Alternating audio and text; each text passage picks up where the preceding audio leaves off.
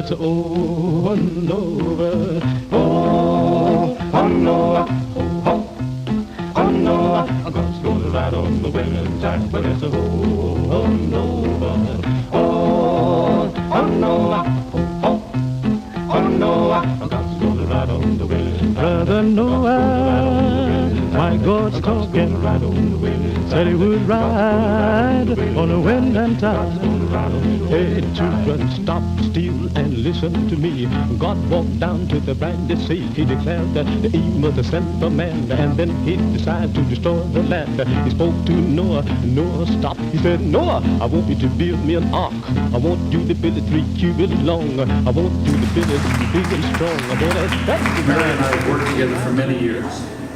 I have never forgotten the thrill of reading the first pages of her first book, The Memory Room. Mary believes that the world is an enchanted place, and to live in it properly, one must remain aware of enchantment and available to it. But I must say that nothing I learned from that observation exactly prepared me for opening the manuscript of what became This Is Why I Came. Liz Tichenor is herself a storyteller, and for her pastoral duties, she is the assistant rector of All Souls Church, a wonderful Episcopalian congregation in Berkeley. Often Liz's sermons are stories based on her own life, lived within the cloak of her experience of faith in those Bible stories. She and Mary both have advanced degrees in theology. Mary will read a bit from the book, and then there will be a conversation, and then we will open it up to questions from the audience. But first, please join me to welcome Mary Rakow. I want to thank Cassie from Kaleidoscope here, and Carrie from Cafe Society, and Jane Vandenberg, who I've known for many years, who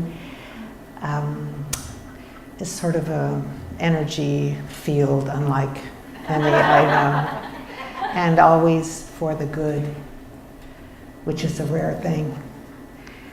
And thanking Jack, who kept my first book, The Memory Room, in print up until now. It's still in print. So thank you, Jack. I'm going to read this book is a collection of stories reimagined from the Bible by a character, Bernadette, and I'm going to read the Noah fragment where she reimagines Noah and the flood. And we know that just from archaeology and so on that something happened, and we have stories like Gilgamesh and other stories that talk about a flood, and say in the Noah story it's conceived. I'm going to move this just so I'm not aimed, I'd rather be aimed at the middle. Okay, so you know, in the Noah story it is a sense of this tremendous event which covered all of the earth, but all of the earth at that time, you know, we don't know, maybe it was, we do know that something happened in that area, that part of the world and stuff like that. But, so in terms of method, I just want to say 2 things. I don't get into, or I'm not interested so much in, did this really happen, and or what about the Noah story, and what about the book of Genesis, and what time, you know, when was it composed, and how does it relate to other myths and stuff. Those things are important questions, and I really appreciate academic theology and biblical studies. But my interest is the interest of a lay person to kind of find in Scripture myself. And that started when I was really young. And The Memory Room is a novel, but in that I was wrestling with real things that happened to me that were very, very violent and so on. And the biblical stories that I was exposed to every Sunday were life-saving for me, and I identified with the characters that I heard. I mean, I felt I was Abraham, and I was Noah, and I was, you know, I was Moses. And I feel very clearly that that saved my life. That's not an exaggeration, I know it's true. And I particularly felt in those stories the reality of the presence of the unnamed main character, which was always a supreme being that was all-knowing and all-loving and all-good. And I felt the truth of that before I was in kindergarten, and that saved me. It was a bigger context than my mother and father, who were doing things that were very unfortunate, you know. So I have a love for the Bible as a salvific text. I want to dedicate this reading, or my portion of the evening, to the people that were killed this morning when they were going to the monastery he was the confessor, Saint Samuel the confessor. These were Coptic Christians, so the Coptic Church split away from what we now understand as the Roman Catholic Church after the Council of Chalcedon in 451, so in the 500s.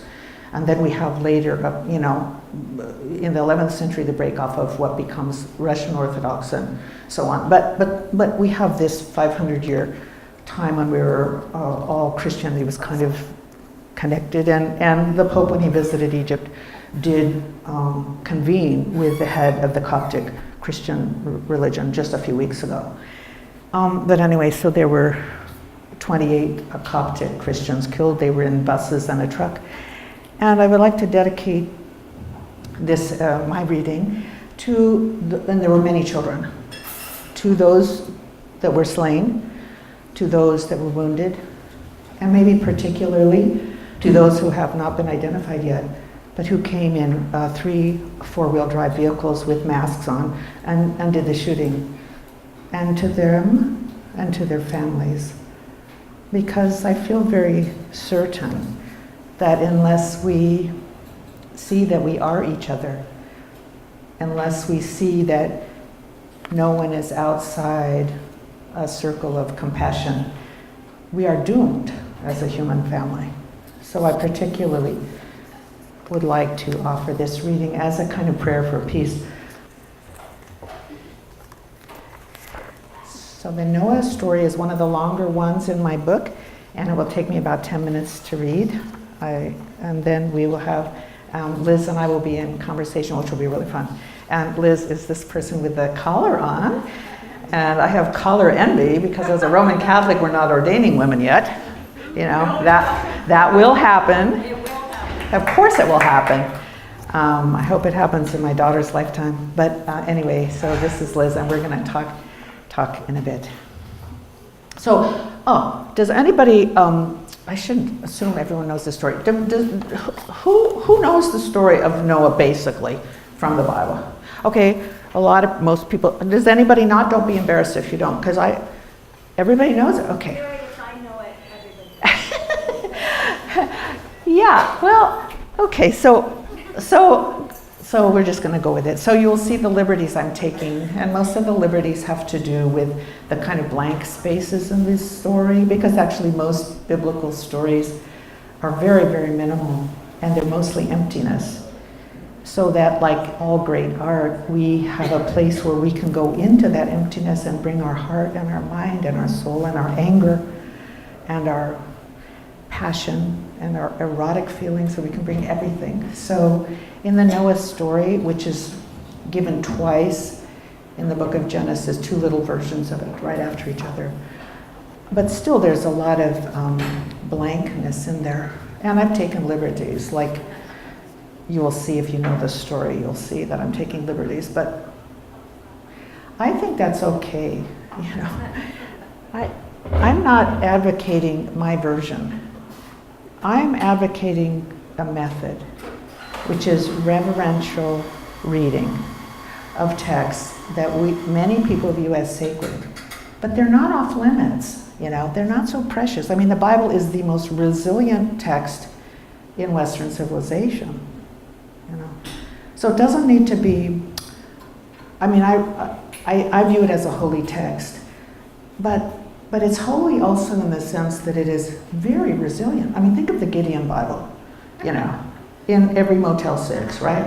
It gets thrown against the wall, kids draw on it, people vomit on it when they're drunk. I mean, and it doesn't change anything because it is strong, and that means that we can put ourselves onto these biblical texts as much as we at the same time reverence them and feel that they are telling us something at a very deep level. Okay, so I encourage that method. It's an ancient method. It's especially codified in the Middle Ages, and it's an okay method to read reverently, and to read a text reverently, and to imagine yourself in the text. Okay, Noah. Everything had astonished God, making all of creation de novo, from nothing. He even liked the sound of it, murmuring de novo to himself.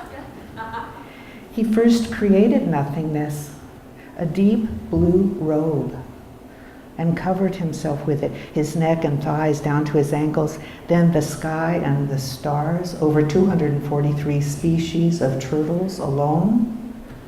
And last, to see himself more clearly, he created man, male and female, all of his intimacies, his genitals, torso, his breasts and thighs, to never die. Seeing that it was good, God espoused himself to it, like a young groom binding himself as with a vow, to love his espoused forever. Exuberant, he gave his bride every herb-bearing seed, every beast, every fish and fowl and crawling thing, dominion over all he had made, as a wedding gift, a dowry. But when they multiplied on the earth, instead of love like himself, he saw wickedness, and it grieved God. He had trouble seeing himself in the breeze, in the pony's hide, in the daffodil, and most of all, in man, where the heart was so powerful for ill. It afflicted God, recalling that wedding union, that shower of rice.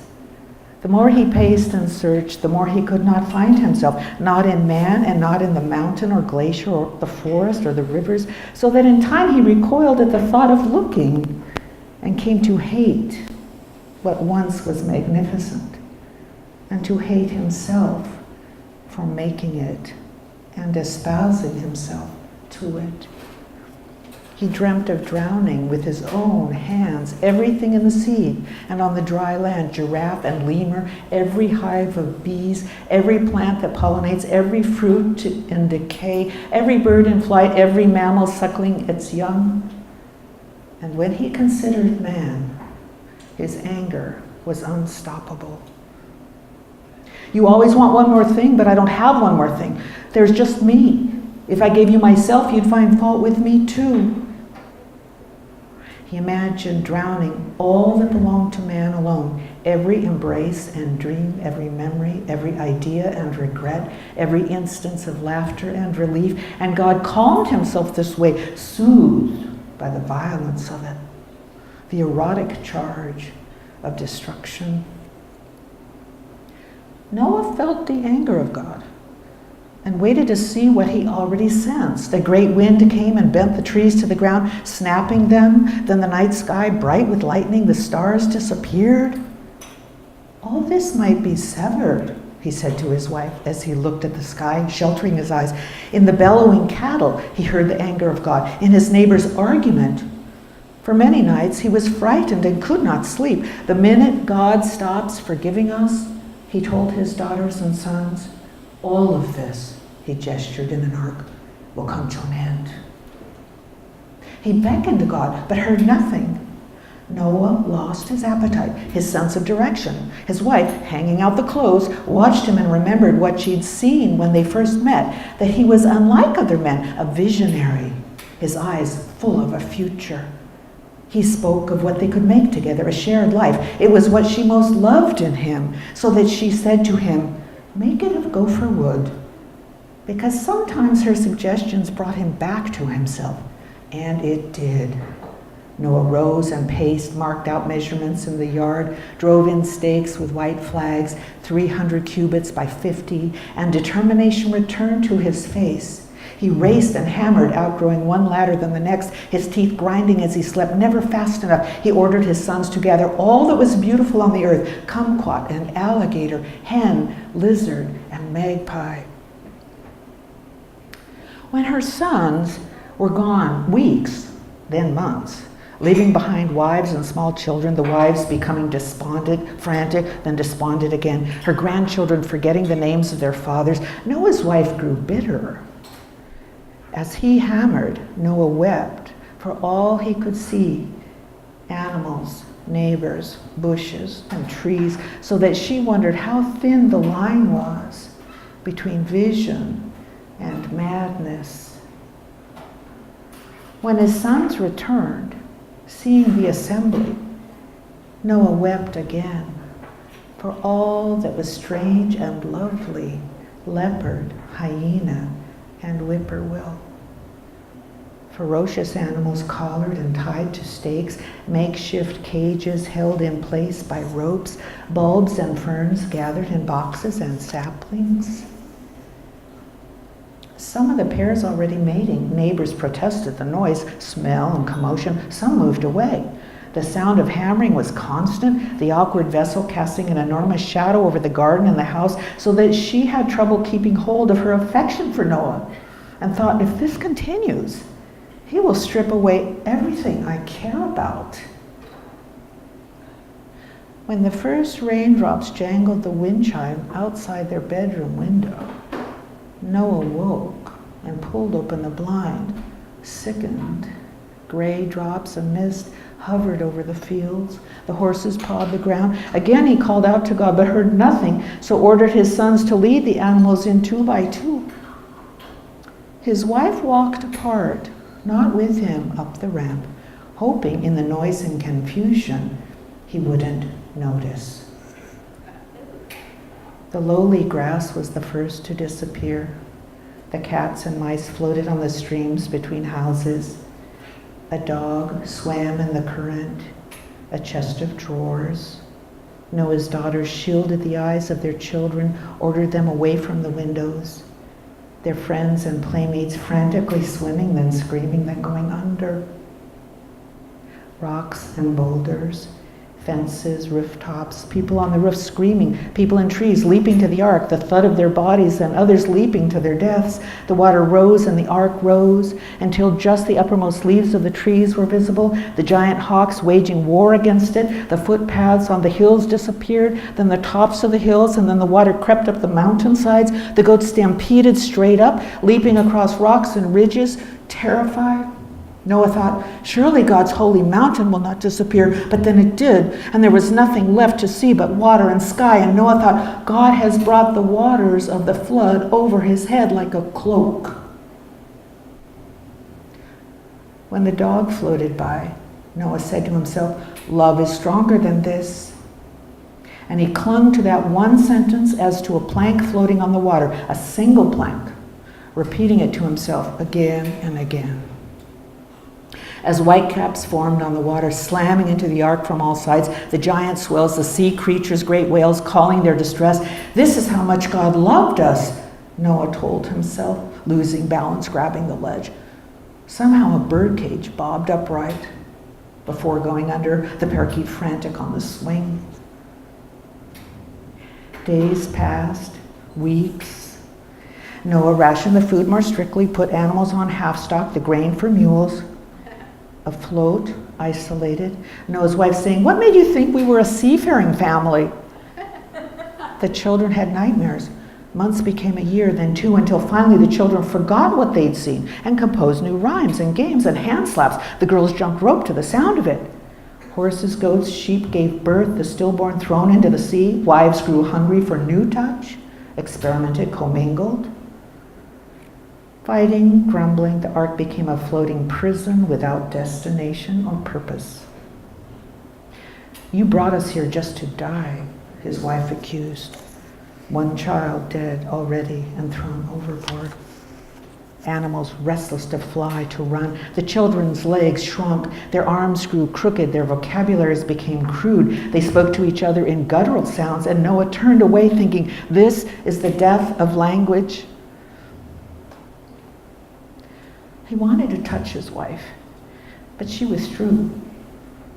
So he slept in the storeroom, the key around his neck, tied himself to the shelf now empty, where grain had stood in bags, and made his bed there, the smell of pitch near his face. He bumped against the inside wall of the ark, rubbing against it like fire, combustible, while the anger of God slammed the side of the vessel again and again without cease, the slamming waves, then thunder.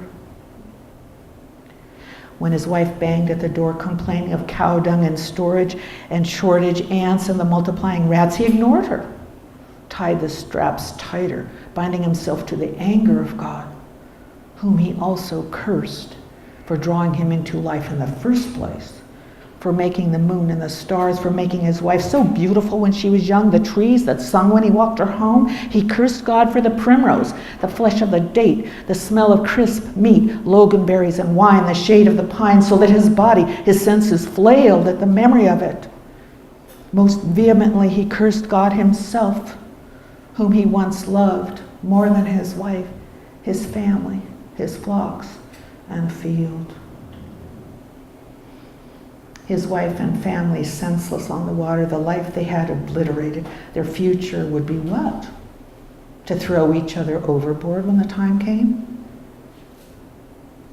Noah practiced telling himself, this is not the absence of love, but love broken. Love is stronger than death. Love perdures. Telling himself this when the oldest son knocked reverently but firmly on the door, saying, Father, come out. Mother died last night, and we need you. We're throwing her into the sea. Noah loosed the straps and unlocked the door and saw that his grandchildren were adults, his own body too frail to walk unassisted, his wife's hair grown down to her feet. They took off her wedding ring and gave it to him, then wrapped her in a linen cloth and lifting her body over the rail, let her go. As Noah watched her body disappear, he put the ring to his lips and tongue to taste her salt there, and recalled how his wife had for many nights beseeched him to come out, but he'd refused.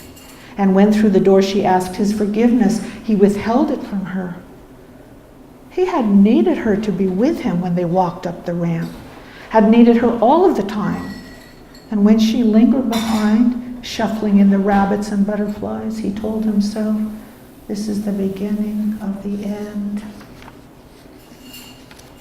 Unforgiven, she'd passed years carrying a candle behind her cupped hand, speaking to him through the door, saying, come back to our marriage bed, please come back. But he did not unlock the door. In their bed alone, she'd imagined her husband returning to her, to the little rope-strung bed he'd made for them, the maroon blanket, the flickering lamp, their arms around each other, speaking soft words with tenderness. In that moment, ring to his lips, the endless sea before him, Noah saw God abscond down a marble corridor without end, his blue robe flapping at his heels. He watched God walk away until he came to an empty throne, seraphim and cherubim carved in linden wood, plated in gold. And instead of seeing him mount the throne, Noah watched God crouch behind it, hidden.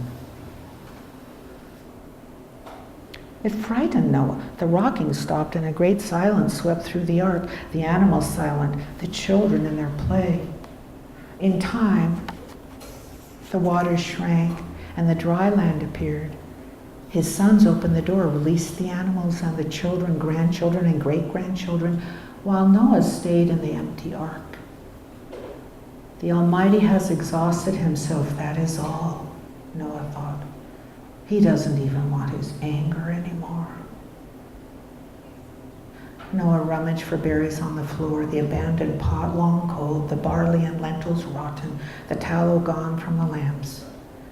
He would stay in the ark until he at least felt grateful that there was a limit to God's anger, no matter how long that took. He saw the white hall without end, God crouching there year after year without majesty, emptied. Only the sound of his own breathing magnified, the inhalation and exhalation falling off the walls. echoing without interruption.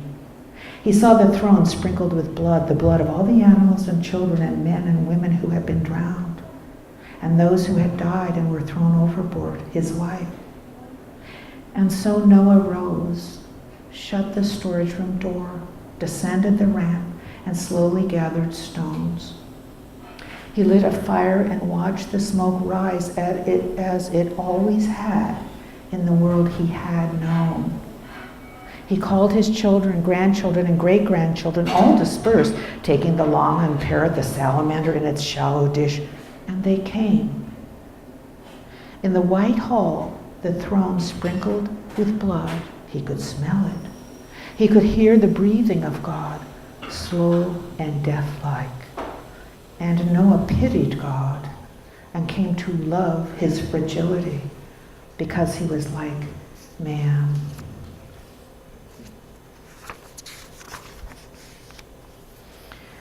To his children and their families, a great gathering, Noah said, "There are times when even the marriage vows cannot be kept, times when extraordinary conditions make it impossible."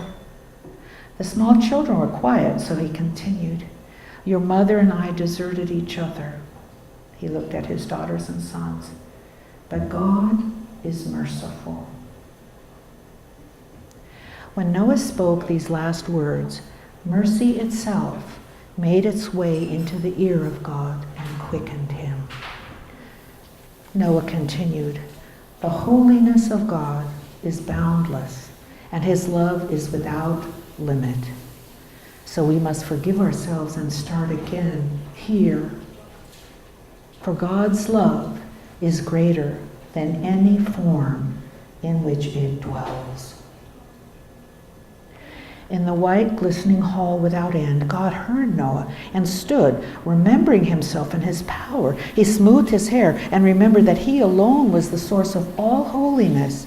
He felt the fullness of his royal power and draped himself again in the imperial robes, his embroidered cope, and stood on the exuberant, foliate pattern that appeared on the rug, gold armlets on the sleeves of his tunic, his chest lavishly decorated with strings of pearls.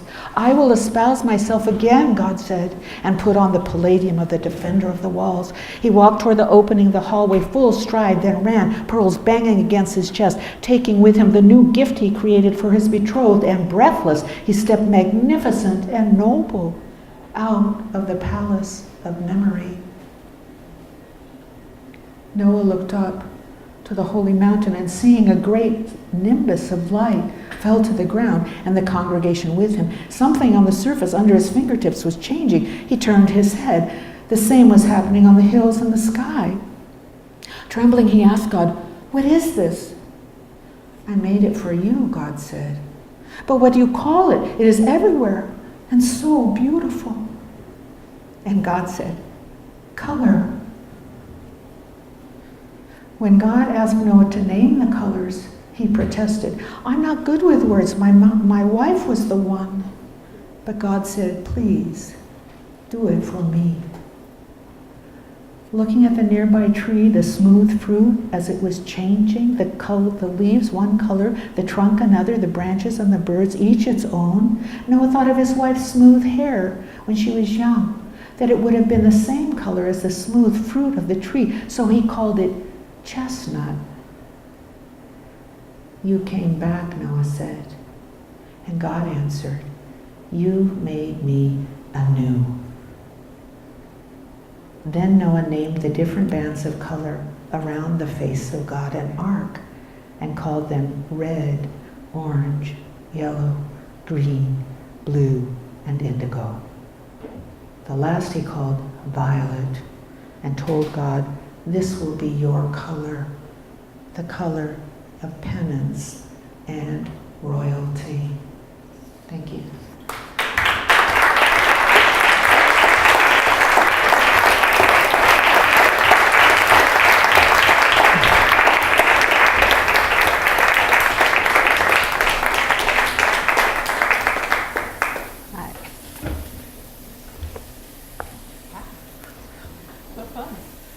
Everyone knows this is Liz, right? Liz Tichenor. The Reverend Liz. Oh, yeah. Let's. Good evening. Wonderful to see you all. And thank you for that reading. That's just delightful. It's such a neat way in. I guess what's swirling around for me, what's on my mind is it's not whether this happens. I love that you started with, how maybe that's a good thing to wrestle with, the history of it. Is this fact? Could this have happened? But I find so much more interesting the why. Why do we tell these stories? Why did they tell these stories? Is often where I begin as I'm working with the text. Why did this story matter enough that it was told and retold and then written down and written down again and to make its way to us? And so I wonder if we might start there. Why do we tell these stories? Why these stories? Why now? Well, I presume something happened that was traumatic, and widespread. And I think it's natural to try to give meaning to our lives, to the trauma and to the joy. And our stories and all of our art forms come from that, I think. We're trying to make order, make meaning. I think of all the species, we are the only one that must create meaning in our lives. So I'm quite sure something, I haven't looked at the archaeological stuff, but we know, I'm sure that something happened that, I don't think a story like this, as distilled and as pointed, was just an idle, somebody, they didn't have anything else to do, so they make up like a little fairy tale. It doesn't feel like a fairy tale, and it doesn't feel like a lightweight thing. It feels like someone trying to understand some question. I don't know what the question is, but it could be like this week. I don't know about you guys. I do know you're all feeling like I am, overwhelmed by the negative things that are going on, right? And so I was thinking about that in the flood story. It could be like, to imagine a God and then to imagine God's displeasure because a lot of stuff is going on that is not ennobling, is not a big leap. It's not a big leap to imagine a supreme being who's displeasure. I don't personally believe that. I don't personally believe that God was vindictive and, but I think it's rational to come up with stories that try to give an account for, why was my daughter raped last night, and why do I have cancer when I'm 15, and why did I, lose a child, and why did why did this happen, why did that happen? So, I think that something happened, and that's what gives rise to stories, and sometimes those are occasions for joy. But for sure, suffering needs stories. I think. For sure, pain needs stories to be transformed into something. And I think that's true in all the arts. It's true in Mozart, it's true in, Motherwell, it's true in Shakespeare, it's true in the Bible, it's true, So yeah. Yeah. How did you find your way into these stories? I love the sense that they are sturdy enough that we can play with them, right? We can try on different ways and take the space between just a few lines, right, and blow it up and see what happens. Yeah. What was that creative process like for you? I've told this story before, but I don't think I've ever been with any of you all, so I'll say it again. But so I was writing, as Jack knows, he published the first novel in 2002. From the time it was sold, which is 2001, until 2014, I was working on a novel. I was working on why did my marriage come to an end after 34 years? I wanted to be married till death. Why did I fail to protect one of my 3 children in a massive tragedy that tore our family apart? Why, I was trying to work on those things in a fictional way, through other characters and stuff like that. And every year I would have a new draft, and I have core people that I swap work with. And every year it would fail.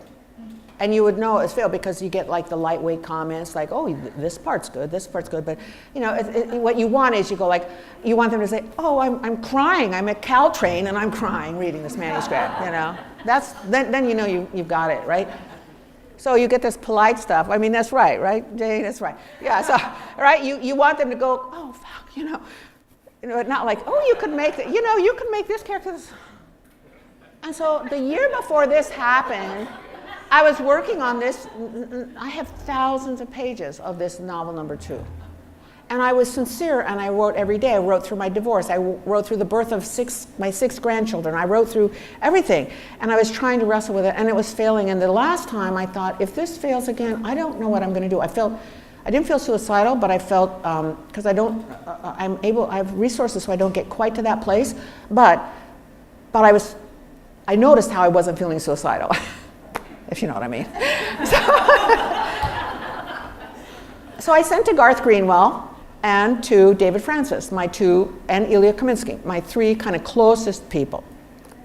They're all published, they're great, and we know each other's work word by word. And I got back a month later from Garth, the manuscript again, and he said the same kind of, the same kind of things, but then he said, but the 14 pages you wrote about Zacchaeus on page 280 to 294 are really beautiful. And from Garth, that's a lot. Really beautiful. I can really imagine you doing a little book of these interior monologues, right? And I was just devastated. I mean, I just slammed and stormed around. I had a boyfriend then. I was kicking the walls. I pouted for 2 days. I was really pissed. And then I thought, oh, wait. When I had my character imagine Zacchaeus, it was the only biblical thing in all these thousands of pages. It was those 14 pages on Zacchaeus. It wasn't like I was doing Bible stuff, right? But I remember when I wrote that 14 pages, it was really fun because I was just imagining, okay, detour. Zacchaeus, if you don't know, he's in the Christian part of the Bible, the New Testament. He knows he's a tax collector, he's hated. He knows that Jesus, this new prophet, is coming through town on his way to Jericho. He's short, he goes up into the sycamore tree. Jesus comes with his disciples and looks up and goes, Zacchaeus, I want to have lunch with you. The disciples are really mad. Everyone is mad that Jesus, as always, wants to be with the marginalized. Okay, so Zacchaeus and Jesus have the afternoon. We don't know what happened. We don't know what was said. And after that, he comes, repays the people that he owes because he's a cheater. He repays people, whatever it is, 2-fold or 4-fold. That's all we know of Zacchaeus. We never hear from him again. So typical of the Bible. Okay, so I'm thinking, what did he do the rest of his life? Because what would prompt him to do a good action? I thought he must have really felt seen by Jesus in his goodness. He must have felt seen by Jesus in this profound way, which of course he would then fall in love with anyone who did that. So he's fallen in love with Jesus. So I just wrote what he did the rest of his life, which is he goes back to the sycamore tree. He's the basis of Western monasticism in my version. He waits always for the man to come back, the man he loves, the man he loves. And all of his life is reduced to that waiting for the one who loved him in such a way in the matter of a couple hours that his life was never the same. So the Zacchaeus story is probably like 10 words. I mean, we could look up on our phone, it's probably like at least maybe 2 verses at the most. It's not even in all 4 Gospels. But, so I just thought, after I was mad for 2 days, I remembered that delight. So then I didn't want to deal with my computer anymore because it was like 10 years of failure in it. I get a pen like I like, I get a notebook like I like, and I go out on the back porch and I just start. I do it all basically from memory because I know Bible stories, right? And sometimes I look a little bit into a story. So and it came out in about 2 months. I thought, I think I have a book. I sent it to Garth and David and Ilya, and they loved it. So I sent it to Jack. And luckily he liked it. Yeah, and the revisions were minimal. He asked me, would I consider cutting one line in one of the Joseph chapters? And that's, really nice to have that happen. And it was, and it was a good edit, so I cut the line. It was a good move. I appreciated that. But I mean, to have the manuscript come out so finished, but then this is a long answer, but this is the cool part. In giving readings and stuff and getting feedback, like in reviews and stuff, and people talk about like this is a religious book. And Garth says in that time when we went out after Garth's reading, this is a wonderful friend, Alan, and his girlfriend, that's a long story, but he's a good friend of Garth Greenwell. So we went out after Garth read in San Francisco, and you or someone at the table said, well, what does Mary write about, and Garth said, Mary writes about God. I almost fell off my chair. But you don't know yourself. So that started a change, very much of a change from when this book came out to where I am now in terms of my personal life. How people saw me, and I realized in this story, the line when Noah says, God's love is greater than any form in which it dwells, that was really my way of dealing with my marriage failed, but God, it doesn't mean that there is nothing to believe in, So that was really, I didn't, of course, realize that at the time. I didn't realize it for a year later. So I'm dealing with my divorce in a lot of these fragments. By throwing my pain unconsciously, just throwing it, like you can with a good therapist if you're in therapy, right? I mean, you're not conscious of you're just taking it out on your therapist, and they just like deal with it. And so they're sturdy. If they're good, they're sturdy. So they take it, and you can do that. So I was doing that with the Bible. Yeah. It seems like this book, I hope, gives people permission to do the same. To take I hope these so stories too. And to play and to imagine where our lives connect or crash into them, or where they overlap, where they weave together. Yeah. And if it's a good story, if it can stand up to that, my hope would be that we can walk away with a lot more richness and depth. Yes. Than just the few lines we start with. I think that's right, and I think one way to understand what is a sacred text, we could say all literature is sacred. I'm not opposed to that, but there's some literatures that are kind of privileged around the world and have been for many, many, many years. And I think one reason that they are called sacred or inspired is that they touch you in a deep way, and they also invite a relationship that is not intellectual or even emotional only, but is they show relationships with the sacred, and they also invite you as the reader into a relationship with the sacred. So that's why people study people are studying the Bible now, whether, for all different reasons, but I mean, it isn't so that you learn a lot about the Bible primarily. It's that it sets in motion notions of a relationship, of a living relationship. And I think that's probably true. I've never studied any other sacred text, but I'm quite sure that would be true with any world religion and its sacred text. It's certainly true of Judaism, which I'm not making a big distinction here between Judaism and Christianity, but people study Jewish text. And we have a tradition of interpretation of Jewish texts and so on like that. And it's not because you want to be a smart person and have a great, interesting, higher level small talk at a cocktail party.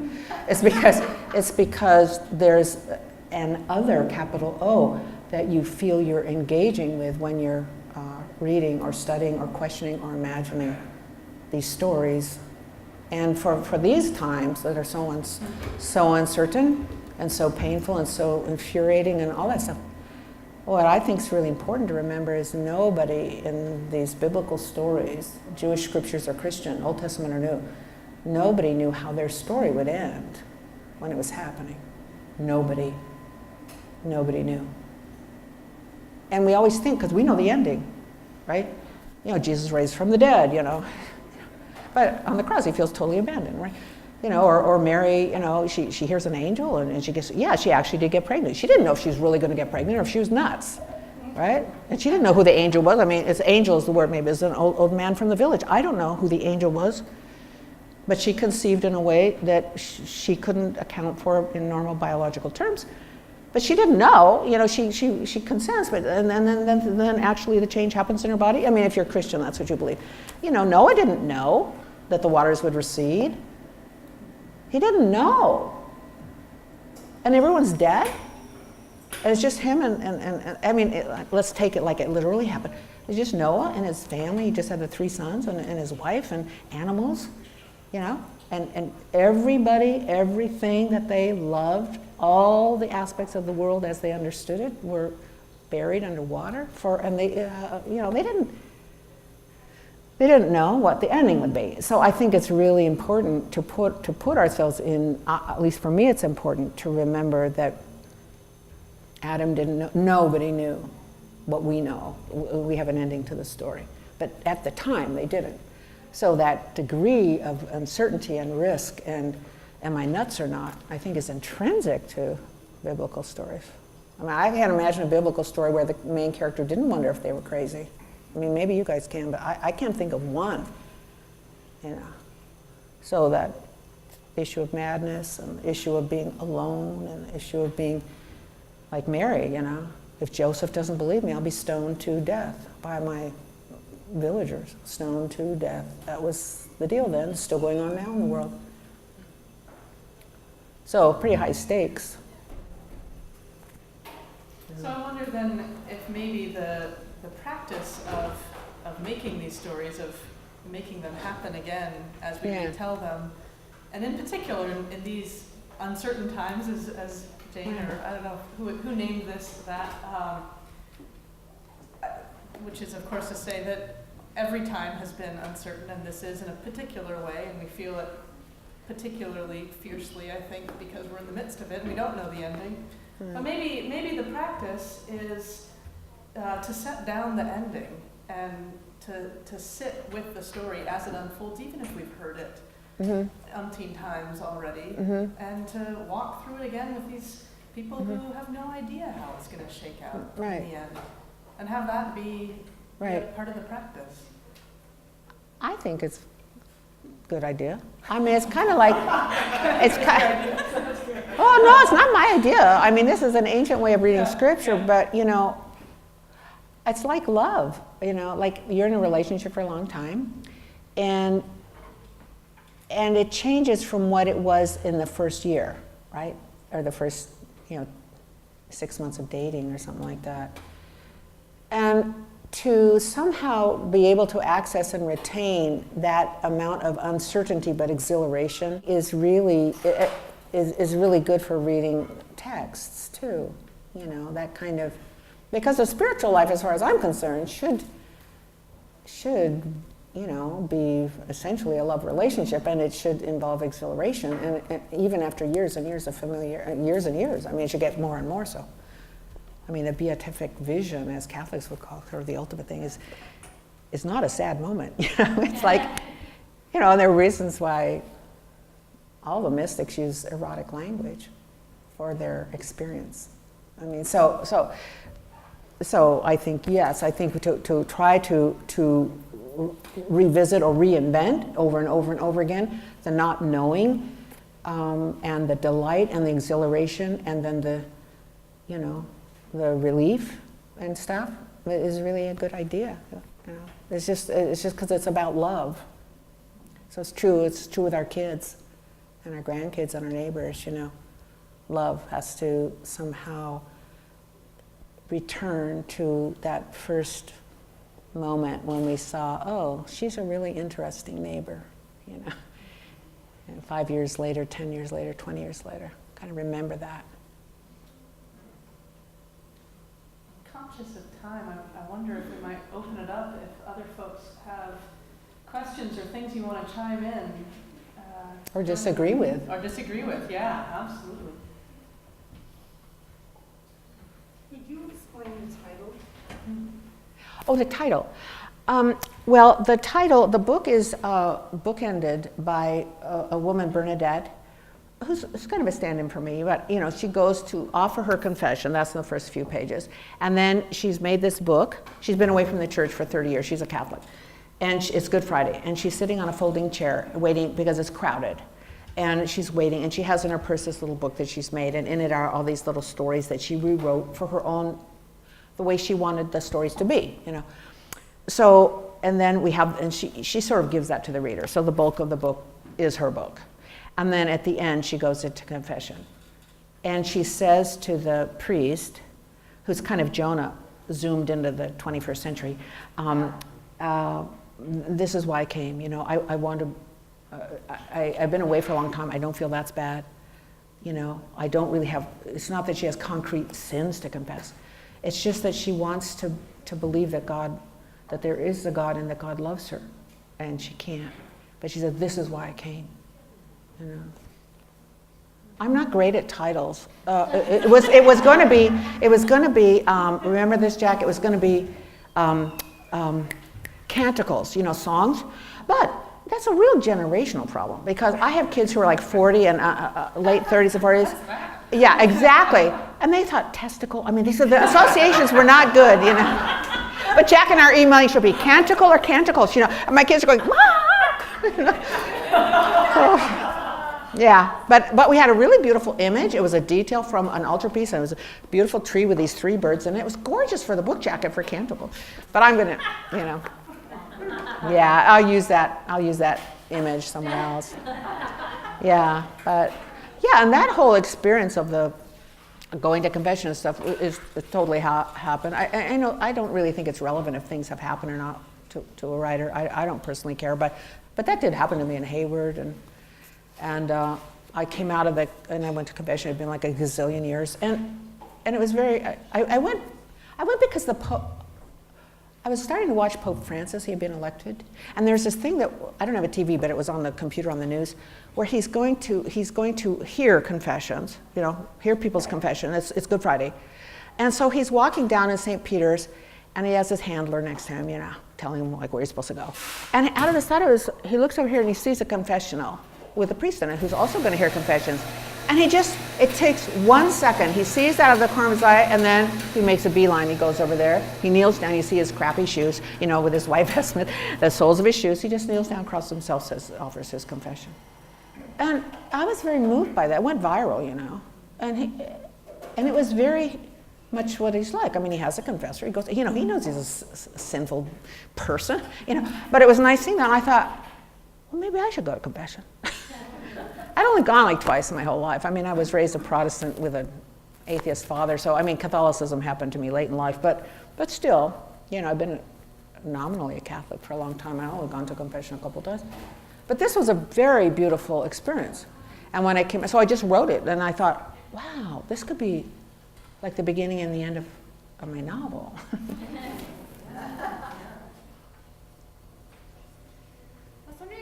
Talk about writing and faith.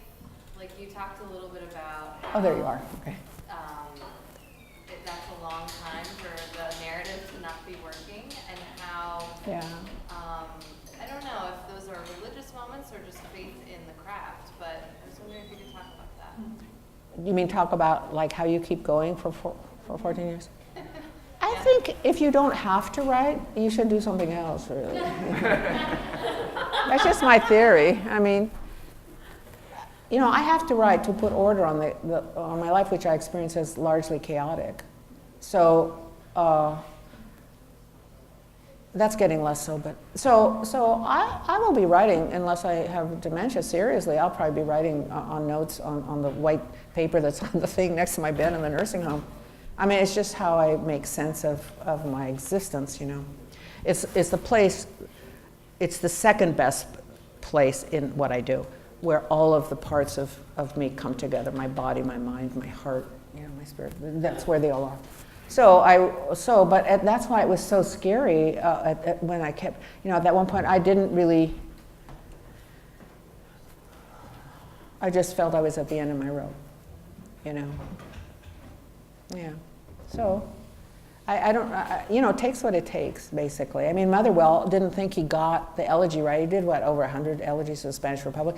And then at the end of his life, he says, well, maybe he did get it right once, and he'll see it eventually, you know, in canvas number like 39. But he wanted to get it right, you know. The hard thing for me was I thought I got it right every year. I took major change, I'm going to make it this way. And this was the hard part. It spoke to me. It gave me what I needed to hear. So that's why it was so crushing when it did not speak to the reader, to my key readers, because it spoke to me. And that's a very difficult position to be in. But, you know, I wanted to make an object of meaning for myself that I guess would speak to others. I never feel like I'm driven by that, but I guess I probably really am. Otherwise, I wouldn't have kept trying. So, but you were asking about faith, though. Wait, faith. Faith is very something I could address in terms of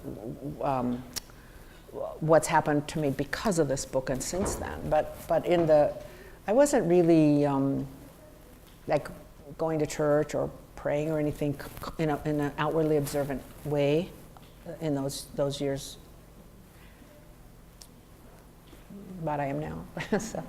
I really enjoyed Noah's story. And I'm wondering if either of you want to talk about spaces in either theology or in other stories, other sacred texts, where we see this relationship a little bit more. Eyes are looking on the Reverend.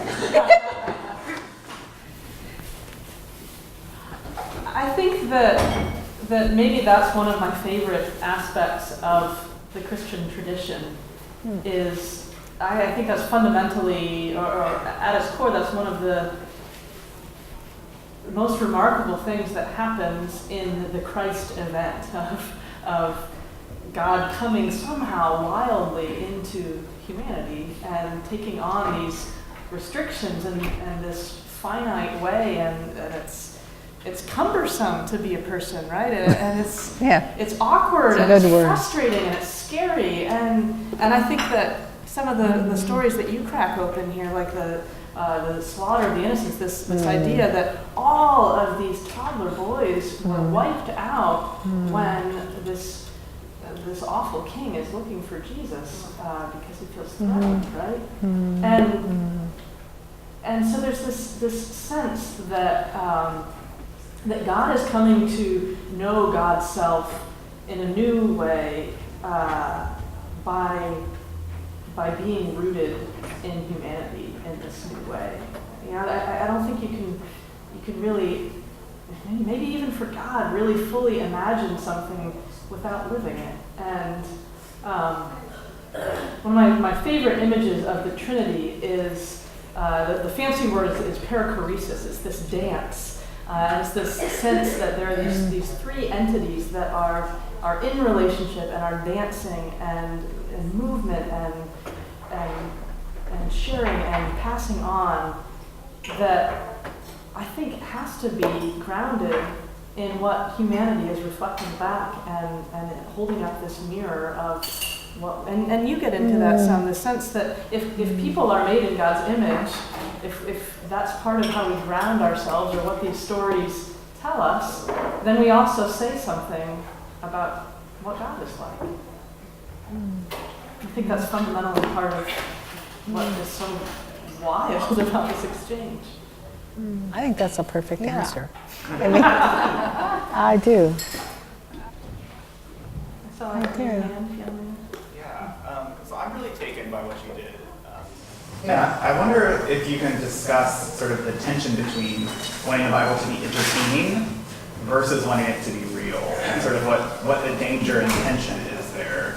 I started, when my daughter, our youngest, was, I don't know, like 7 or something. I realized, since I wasn't going to Mass anymore, and no one was going, and she didn't know any Bible stories, so I thought, raised in the evangelical tradition, I had memorized lots of scripture. It's hugely important to me, but I was in my mad at God 30-year period. So, but anyway, I realized, she's not learning it because she doesn't go to Sunday school. She just, So I said, well, let's read the Bible together. And she goes, okay, Mom.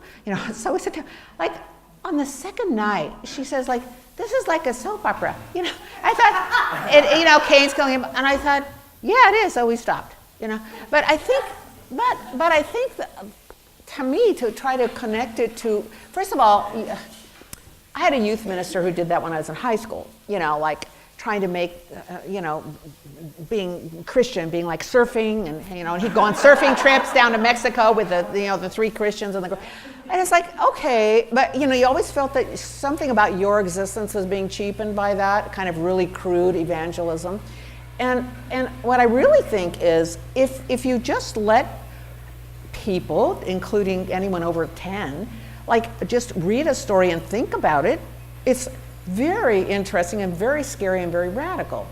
I mean, if they don't know the ending and you just read you just read about one brother killing another brother over a certain thing, and you ask them like, what is that about? What is that like in our life? When do we do that? What do you think this is about? It's enormously precarious existence shown over and over and over again. And I mean, I don't know, I've never taught like Sunday school, but I would never do any of that junk. I mean, I think it's cheapening to, I'm not opposed at all to pop culture at all, but to try to think that it is the cool venue. Kids know that you're pandering to them when you do that. I mean, give me a break. Just be what it is. Be grown up. Be complicated. Because life is complicated. Like last night I was thinking, you know, I'm washing my dishes in my little apartment. I have like 3 dishes. I live alone. And I'm washing it, and I have the Palmolive soap thing on the counter, which I always put under the counter because I like to keep the counters clear. Plus it's green. It's not a pretty bottle. I'm interested in industrial design. Anyway, so but I was sick yesterday, and I'm just like a head on the, and I'm going out, Palmolive, what is it? Palmolive Ultra, you know. I go, oh, cool, Ultra. And then it goes, the classic. And then it goes, tough on grease. Tough on grease, kind on hands. And I'm going, tough on grease, kind on hands. Tough on grease, kind on hands. I mean, that's like, you know, that is such a paradox. How could something be tough on grease and kind to my skin on hands? It's a total paradox. And I thought, that thing's been around, that's been their jargon since I was a kid. Like since the 50s. It's a total, it makes the hypostatic union easy. You know, fully God, fully man. Fully God, fully man, you know? I mean, this is like Palmolive. I'm going like, tough on grease, kind on hands, tough on grease, kind on hands. It's absurd. And we have it in science too, right? We have like, light cannot be described by either really ancient principle of either particle or wave. Light, as Einstein predicted, and now we've proven, is both particle and wave. So we have to tolerate this thing that our brain rejects because it's like tough on grease, kind on hands. I mean, you know, it's like God's full, you know. So it took the Christian community, you know, it took 400 years, 325, 4 centuries almost to iron out what we say every Sunday kind of glibly, you know, about who was this person that walked among us. You know, and we come up with this formulation, fully God, fully man. You know, and in the technical vocabulary, it took a long, long time. And these are like the really smartest people in the ancient world. I mean, you know, yeah, like St. Augustine, probably the, you know, the towering intellect of Western civilization. And he's like, they're hammering it out. So I think what we're dealing with is stuff that is intellectually, it's a tolerance for paradox. And I think that, you know, that's really important. And I think teenagers get that. They don't need some entertainment to inform. They just need to be allowed to be themselves when they read the scripture. Probably under all the stories, I was working with these particular themes, like, you know, Mary and Joseph have a very troubled relationship. The world just brings things to them that were too hard to bear. And I know I was working through my own marriage and stuff on that bunch too. But also I think I was bringing God, really, the God who, I don't know another way to, but this other who I had been, you know, I thought I was really an unbeliever, and a friend, a very close friend said, you're not an unbeliever, you're just in an argument. You know? And I thought, that's right. So I think this book was really my way of working through my anger and my argument, and so bringing God close was really me trying to, I don't want to say save myself, but to engage with, come here, you know. Yeah, I mean, so and also in the story, you know, God does repent. I mean, I didn't make that up. You know, and he promises he will never do that again. Is that right? Marilyn. Marilyn is a student of scripture, of the Jewish scriptures. She studies every Tuesday night with a group of the Talmud, excuse me. Yeah. But God repents in the Genesis story and promises he will never do that again. So, you know, I was thinking, like, what would cause God to repent? So all these stories came actually from the conscious thing I was doing was trying to answer a question, like, why was Jonah mad when Nineveh converted? I mean, the biggest city, you know, and he's a prophet. Why is he mad? He is mad. Just read the book of Jonah. It takes you like 15 minutes. It's really short. But he's really mad. And Nineveh is like the size of LA, right? It's the biggest city. It's a metropolis. So he avoids it the first time, goes into the whale and stuff. I don't think the whale part is that interesting. And he goes a second time. God calls him a second time. And the story of the description of the repentance of Nineveh is only like a couple words long, right, Marilyn? It's from the king down to the cattle. The king, ashes, wearing ashes, no water, no food, down to the cattle, top to the bottom. And Jonah, you would think like this is a real career maker, right? He's really mad. So then I had to think, so I just stewed on that for a couple days and then came up with a story that would make that make sense. You know, so that led to kind of this insight that Jonah, you know, quits being a prophet because he doesn't like that God. And it's about what a lot of us feel, and a lot of people who are saying they are not theists anymore because they're rejecting stupid notions of God. I mean, you know, God, notions of God that are too small. Who wants those notions, you know? So that's a very important piece of our current dialogue is people who reject faith on moral grounds is something that I think is very, very important and very much to be valued. And you know, I feel indebted to that kind of, let's open this up, you know. I can't believe in a God that is like that. I will not believe in a God, you know, and I get that. I very much get that. I love that.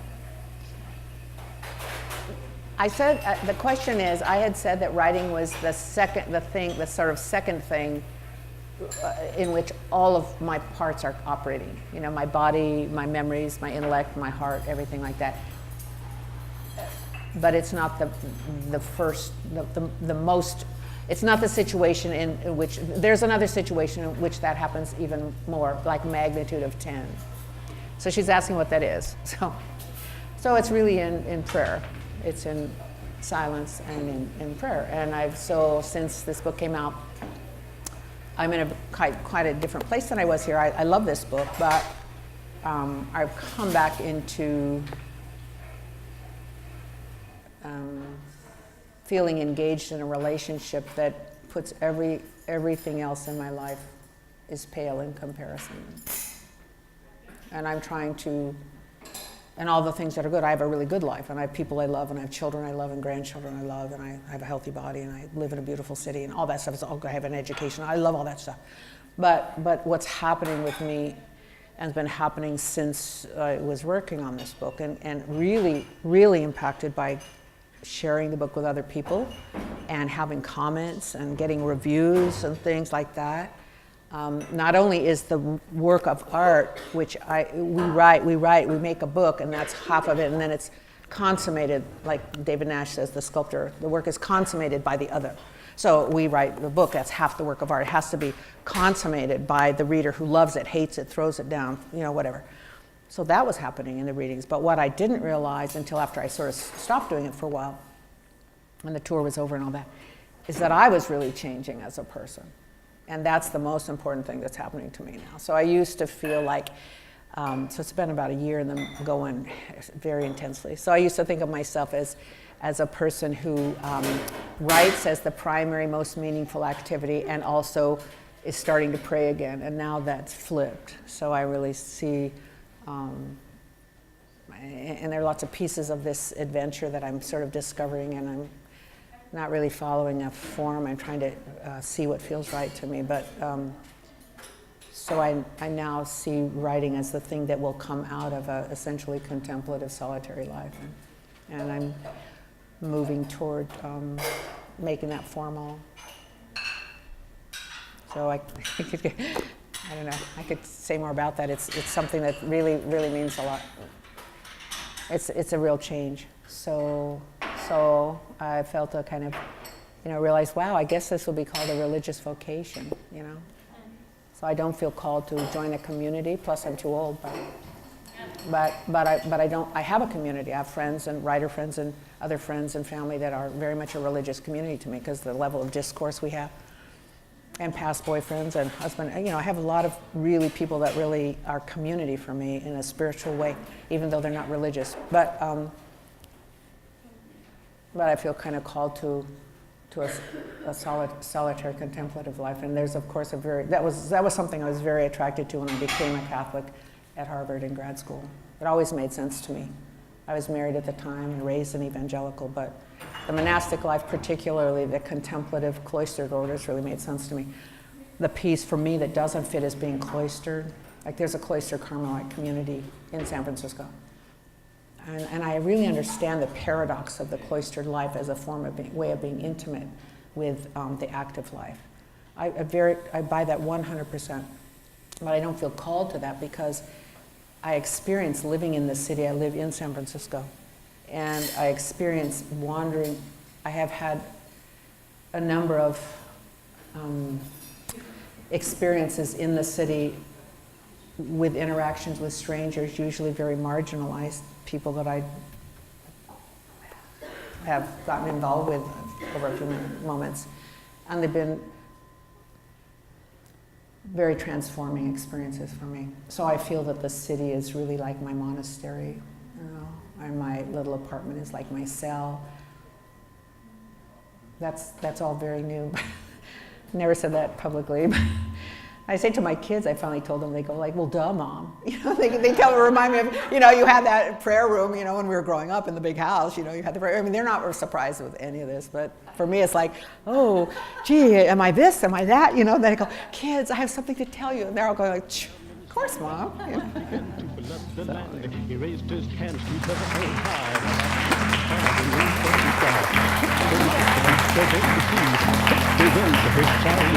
He stepped on land, stood on the shore, and they clapped that time. There wouldn't be no more.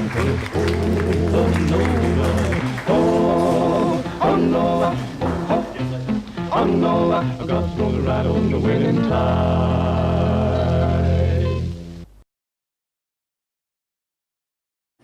Thank you, everyone, for coming out tonight on finally a beautiful Friday night of a long weekend, and you're not in traffic anywhere, all right? With this, I'd like to introduce Jack. Is that right?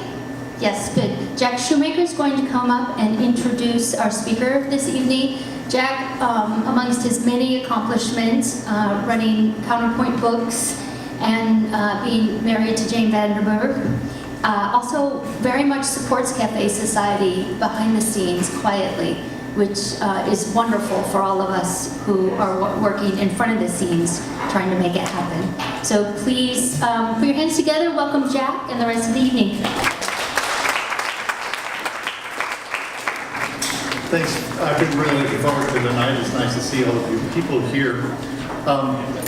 As human language began, it must have followed gesture. Probably first just to come here, go away. Then, as necessary social animals, maybe the next words would have been sit down.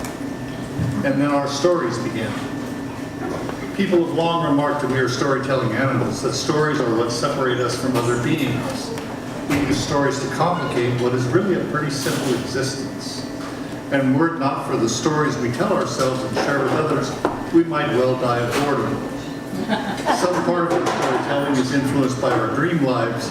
In fact, some ancient cultures decline to differentiate between our waking lives and our dreams. And some part of our inclination toward religion, our sense of the spiritual, is contained in our sense of awe and wonder and living in the stream of consciousness. Perhaps we will learn something tonight about why and how we become attracted to the ineffable, how willing we are to become devotees of mystery and magic and wonder. 2,000 years ago, a huge collection of stories predicted a Savior who, as promised, came into the world. That led, of course, to more stories. And the Western world has been devoted and dedicated to those stories. It is absurd to have to say out loud that the Bible has been the most influential book of its time or any time. And the narratives it contains have influenced the arts of every quarter. For hundreds of years, a few of those stories were what the population of the world in the West had in common. And even today, in this secular age, they are objects of wonder and care. I think it is the narratives themselves that have kept churches reasonably full and have birthed the movement of secular Christianity that challenges humanism as the vocabulary of hope and imagination. It is perhaps true that the stories in the Bible were each sourced in oral tales, passed among apostles and believers, and shared in groups who may have even thought of themselves as churches. These oral tales were then composed, written down, and that act of good fortune made them available to readers today. In the creative act, we are tonight witnessing another telling, a retelling, as Bernadette, absent from the faithful for a long while, returns to church. She brings along a little book composed of her recovered memories of these special narratives. It is an act of faith, and Mary Rakow may well think of it as an act of grace. Mary and I have worked together for many years. I have never forgotten the thrill of reading the first pages of her first book, The Memory Room. Mary believes that the world is an enchanted place, and to live in it properly, one must remain aware of enchantment and available to it. But I must say that nothing I learned from that observation exactly prepared me for opening the manuscript of what became This Is Why I Came. Liz Tichenor is herself a storyteller, and for her pastoral duties, she is the assistant rector of All Souls Church, a wonderful Episcopalian congregation in Berkeley. Often Liz's sermons are stories based on her own life, live within the cloak of her experience of faith in those Bible stories. She and Mary both have advanced degrees in theology. Mary will read a bit from the book, and then there will be a conversation, and then we will open it up to questions from the audience. But first, please join me to welcome Mary Rakow.